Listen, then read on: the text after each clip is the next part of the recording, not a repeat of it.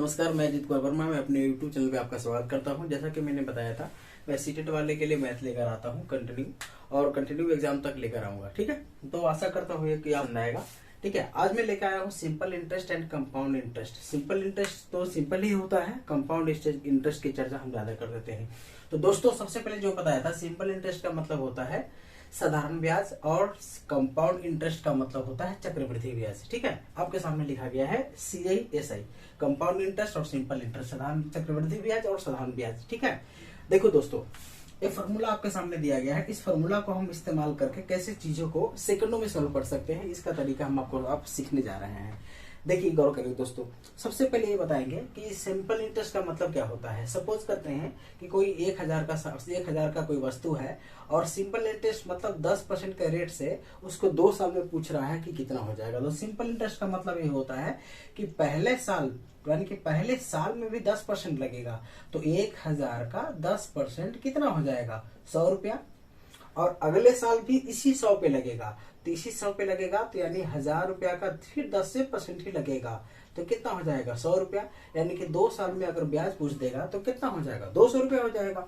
लेकिन यदि इसी कंडीशन से पूछ दिया जाए कि रेट ऑफ इंटरेस्ट, लेकिन चक्रवृद्धि ब्याज पूछ दिया जाए, तो पहले साल कितना हो जाएगा दोस्तों? तो पहले साल 1000 का अगर 10% हम निकालते हैं तो पहले साल कितना हो जाएगा? 100 रुपया हो जाएगा। लेकिन अगले साल 100 रुपया पे ब्याज नहीं लगेगा दोस्तों।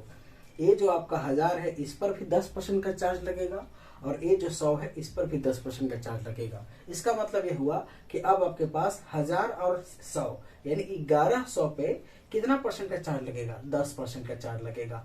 तो 1100 पे 10% का चार्ज मतलब कितना हो जाएगा दोस्तों? 110। यानी पहले साल का ब्याज 100 रुपया और अगले साल का ब्याज 110 रुपया, यानी टोटल मिलाकर आपको कितनी देनी होगी दोस्तों? 210 रुपया देना होगा। ये आपका सिंपल इंटरेस्ट कहलाता है। लेकिन ये तो इससे सॉल्व किया है ना दोस्तों। लेकिन आगे देखिए इसको कैसे सॉल्व करेंगे हम, इस फॉर्मूले से कैसे सॉल्व कर देंगे दोस्तों। ठीक है, तो इस फॉर्मूले से सबसे पहले आपके नीचे का क्वेश्चन है। देखिए, अगर क्वेश्चन में पूछ दिया जाता है कि 10% SI की दर से 400 रुपए का 2 वर्ष में मूलधन कितना हो जाएगा। ठीक है, और इसके साथ साथ इसमें और क्वेश्चन जोड़ देते हैं कि ब्याज कितना हो जाएगा, ब्याज कितना होगा। ठीक है, ये भी पूछ देते हैं। ब्याज मतलब वही चर्चा ही क्वेश्चन है। ठीक है, सिंपल इंटरेस्ट है ना दोस्तों, तो सिंपल इंटरेस्ट है तो कोई बात नहीं, सिंपल इंटरेस्ट को सिंपल से ही बना देते हैं। अगर यहाँ सिंपल भी दे दिया जाए, अगर SI के स्थान पे हम CI लिख दे देंगे तो एक कंपाउंड हो जाएगा। तो सिंपल इंटरेस्ट तो सिंपल तरीका से निकल जाएगा दोस्तों। लेकिन कंपाउंड इंटरेस्ट यानी SI के यहाँ से हम हटा देते हैं, यहाँ पे हम बोल देते हैं कि CI है। कंपाउंड इंटरेस्ट यानी कंपाउंड इंटरेस्ट का मतलब क्या है? चक्रवृद्धि ब्याज की दर से। ठीक है, 400 रुपया का 2 वर्ष में कितना मूलधन हो जाएगा, इसको हम सॉल्व करेंगे, इस फॉर्मूला से सॉल्व करेंगे। तो अब सवाल ये है कि ये फॉर्मूला हम अप्लाइड कैसे करेंगे दोस्तों। इस फॉर्मूला को अप्लाई करने के लिए सबसे सिंपल तरीका आपको सामने इस्तेमाल करेंगे। ये जो दिया गया है, आखिर ये है कौन, इसको कैसे लेंगे? तो सामने आके लिखा हुआ है, जहां ए जो है प्रतिशत के भिन्न का हर है। इसका मतलब ये होता है, जैसे इसी क्वेश्चन को लेते हैं, उसके बाद हम इस पर आ जाएंगे दोस्तों। 10% दिया हुआ है, रेट कितना परसेंट है दोस्तों? 10%। 10% को फ्रैक्शन में चेंज करेंगे तो 1/10 आ जाएगा। यही आपका ए का काम करेगा। ठीक है, यही आपका ए का काम करेगा दोस्तों। तो जब ये ए का काम करेगा, इसका मतलब है इस फॉर्मूले के लिए बने इस क्वेश्चन के लिए ए का मान हमारे पास कितना है दोस्तों? 10 है। अब इसको इसमें हम बैठा देंगे। अगर मूलधन निकालने के लिए बोलेगा तो डेफिनेटली है, ए का स्क्वायर कितना हो जाएगा दोस्तों? ठीक है, का वैल्यू कितना है? ए का स्क्वायर है, यानी 10 का स्क्वायर कितना हो जाएगा दोस्तों? 100 हो जाएगा। लेकिन सारे के सारे किस में आएंगे? ये यूनिट में आएंगे। ये आपका एग्जैक्ट आंसर नहीं है, ये किस में आया है? यूनिट आया है। अब सवाल है, यूनिट का वैल्यू हम कहीं से निकाल देंगे। ठीक है, देखते हैं, आगे देखते हैं। मूलधन चक्रवृद्धि ब्याज कितना हो जाता है दोस्तों? 2a+1, यानी कि CI जो निकालेंगे तो 2a+1, यानी 2a का मान है 10 + 1, यानी कितना आ जाएगा दोस्तों? 20 से 10 21 यूनिट आ जाएगा।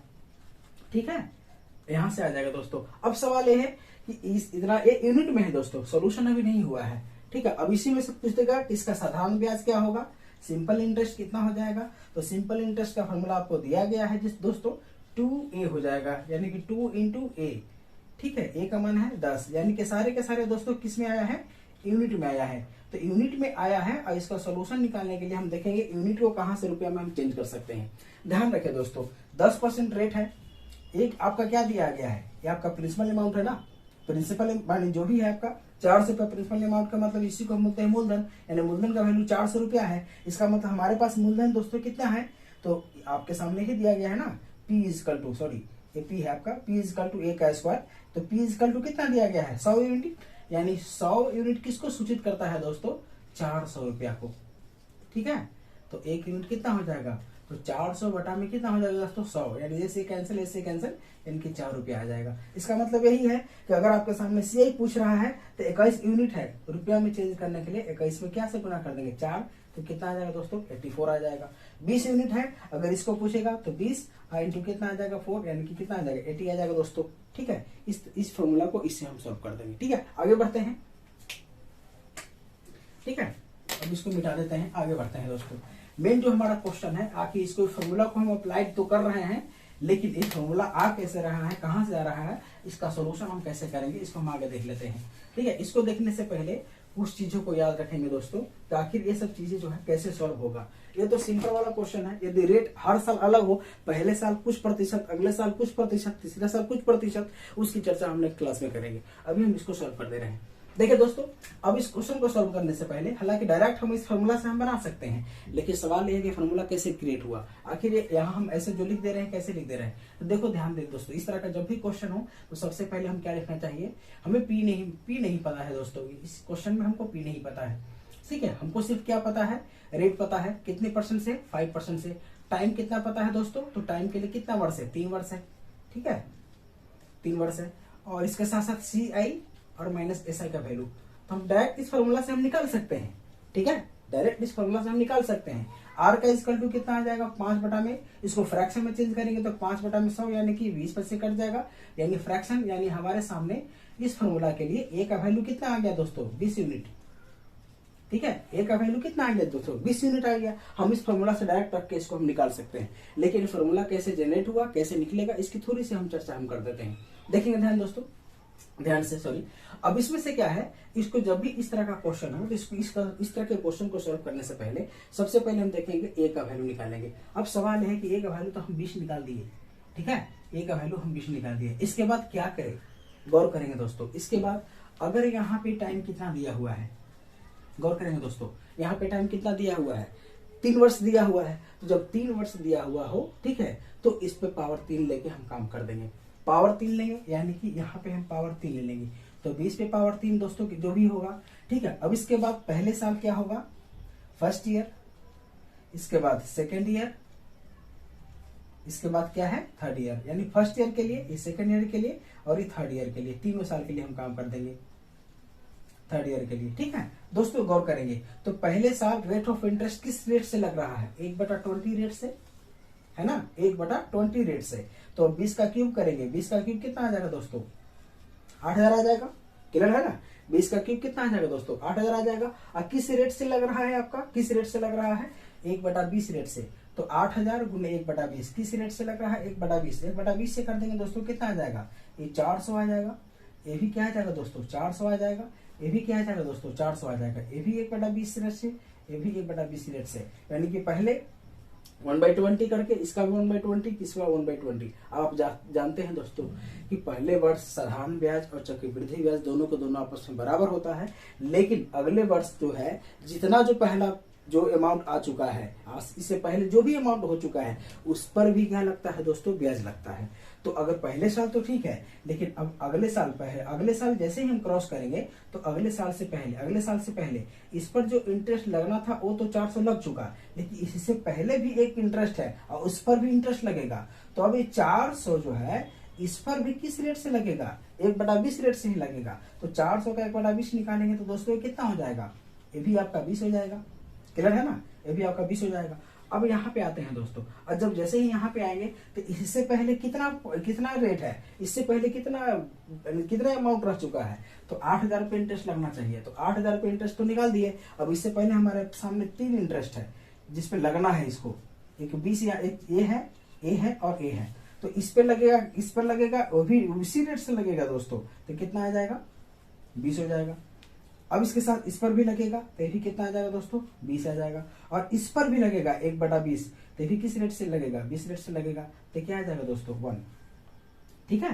1 आ जाएगा। अभी कैसे है दोस्तों ध्यान रखेंगे, इसका मतलब यही होता है कि इसको निकालने के लिए इस पर भी इंटरेस्ट लगा है, तो ये 400 पर इंटरेस्ट लगा है, किस रेट से लगा है, तो 1/20। इसको सॉल्व कर देंगे क्या आ जाएगा दोस्तों, 20, इसलिए यहाँ हम 20 लिख दिए हैं। इस पर भी इसी रेट से लगेगा, तो इसका भी कितना आ जाएगा दोस्तों, 20, तो 20 लिख दिए हैं। अब इसके बाद इस पर भी लगेगा, तो 20 का भी रेट लगेगा 1/20 से, तो कितना आ जाएगा दोस्तों 1, इसलिए हम वहां 1 लिख दिए हैं। अब यहाँ से गौर करेंगे दोस्तों, अगर यहाँ से हम गौर करेंगे, इसको सोल्व करने से पहले आप देखेंगे दोस्तों इसको कैसे सोल्व करेंगे।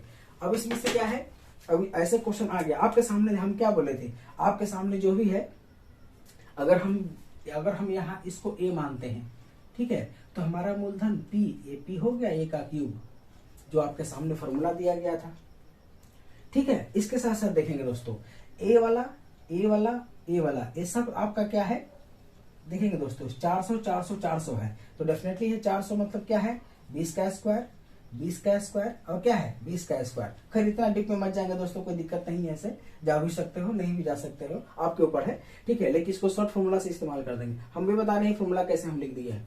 तो देखो अगर हम इसको निकालेंगे चक्रवृद्धि ब्याज, तो ये भी ब्याज ही है, ये भी ब्याज ही है, तो ब्याज दोस्तों कितना है यहाँ, यानी अगर इसको a मानते हैं तो a का स्क्वायर हो जाएगा, यहाँ इसका मान ये भी a का स्क्वायर है, ये भी a का स्क्वायर है, यानी हमारे सामने 3a स्क्वायर है। इसके साथ साथ a क्या है दोस्तों, a है, ये भी a है, ये भी a है, कितने a है, 3 ठो a है।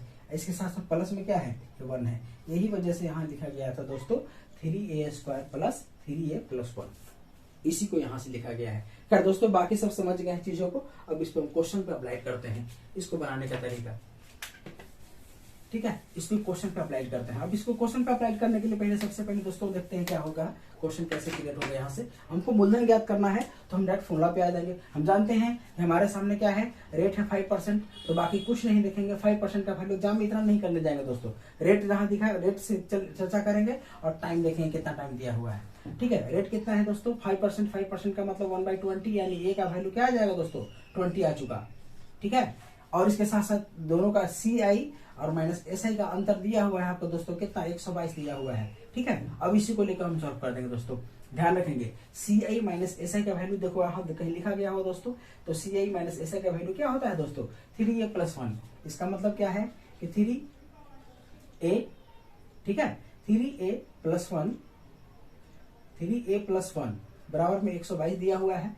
गौर करेंगे दोस्तों, तो यहाँ 3a प्लस 1 22 दिया हुआ, अब 3 ये सारे यूनिट में आएगा, 3a का मान आपका 20 है, प्लस 1 बराबर कितना आ जाएगा 122। ये सारे के सारे दोस्तों किस में है, ये इकाई में है, यूनिट में है, ये यूनिट में है, गौर करेंगे दोस्तों ये यूनिट में है, ठीक है। तो कितना आ जाएगा दोस्तों, इसको निकालेंगे 3 दूना 60, कितना आ जाएगा 60 आ जाएगा ना दोस्तों।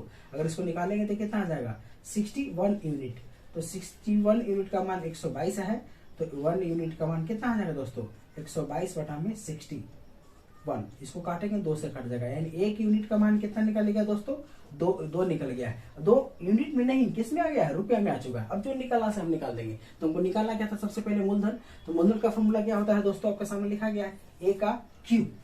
तो a कितना है दोस्तों, a का क्यूब, a कितना है दोस्तों, डायरेक्ट हम वहां से निकाल देंगे। a का क्यूब निकालने के लिए a का क्यूब यानी कि 2 का क्यूब, 2 का क्यूब कितना आ जाएगा दोस्तों, 2 का क्यूब निकालेंगे तो 8000 आ जाएगा। तो 8000 किस में आ जाएगा, यूनिट में, जबकि हम जान रहे हैं 8000, ठीक है। 1 यूनिट का वैल्यू कितना है दोस्तों 2 रुपया, 2 से गुना कर देंगे रुपया में आ जाएगा, यानी 8 दूना 16000 रुपया आ चुका पहला आंसर। दूसरा आंसर क्या है, बीजधन निकालने के लिए, तो जितना ब्याज आएगा सबको जोड़ के और मूलधन में जोड़ देंगे, यानी 16,000 में जितना ब्याज आएगा, ब्याज कौन, टोटल ब्याज क्या होता है 3a square plus 3a plus 1, इसका सोल्यूशन करके इसमें जोड़ देंगे, वो आ जाएगा दोस्तों। इसके साथ साथ आपको क्या है, चक्रवृद्धि ब्याज याद करें तो चक्रवृद्धि ब्याज अभी यही है, ठीक है। इसका फॉर्मूला निकालने के लिए क्या आ जाएगा दोस्तों 3a स्क्वायर और प्लस 3a प्लस 1, यानी कि a स्क्वायर यानी कि यहाँ से 1200 हो जाएगा और प्लस यहाँ से 60 हो जाएगा और प्लस 1 यानी कि 1261 आ जाएगा। अब ये 1261 क्या निकला दोस्तों, ये यूनिट में निकला है। अब यूनिट में निकला है, रुपया में चेंज करने के लिए हम जानते हैं 1 यूनिट का वैल्यू 2 रुपया है, इसमें 2 से गुना कर देंगे, यानी कि 1200 यानी कि 1300 कितना आ जाएगा 1322 आ जाएगा दोस्तों, 1322 नहीं, यानी कि 2 6 दूना 12 और बाद में 24 और एक 25 आ जाएगा, 2522 आ जाएगा दोस्तों। ठीक है, 2522 रुपये आ जाएगा। अब इसके साथ साथ आपको चक्रवृद्धि ब्याज निकल गया, साधारण ब्याज। तो साधारण ब्याज का फॉर्मूला दिया गया है, साधारण ब्याज अगर निकालना होगा तो 3a² यानी 3a² यानी ये यहाँ जो आया यही वैल्यू यानी 1200 रुपये, 1200 रुपये यानी 1200 रुपये अगर सपोज करके स्क्वायर यानी कि 3 इंटू ए का मतलब क्या होता है दोस्तों, ए का मतलब होता है 20, 20 का स्क्वायर।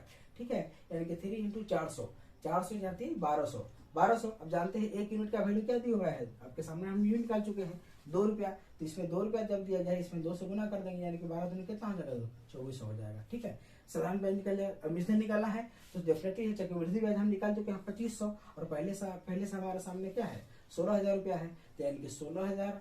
ठीक है, और प्लस 2500 कितना आ जाएगा दोस्तों, 2522 जो भी है इसको हम जोड़ देंगे यानी कि 22581 यानी 18522 रुपया हो जाएगा दोस्तों। ठीक है दोस्तों, इसको इसी तरह से हम सॉल्व कर देंगे। ठीक है